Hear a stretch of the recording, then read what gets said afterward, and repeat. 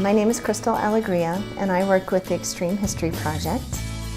Extreme History is a way of bringing history to the public in fun, engaging, and relevant ways. And so the walking tours have become one of the ways that we do that, and actually the best way that we do that. You can see what people saw. It's a great way to get people out on the ground learning history.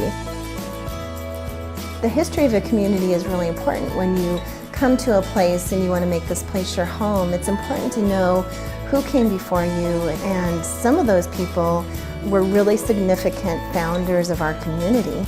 And so we think it's really important to talk more about those important histories, and we are able to do that on the walking tours. Because those people's houses are still here, their buildings that they built are still here, the streets that they walked are still here. I will never walk down a street in downtown Bozeman and look at it the same way again. And so we run these walking tours during the summer season. So go to our website, sign up, and come and join us for a tour.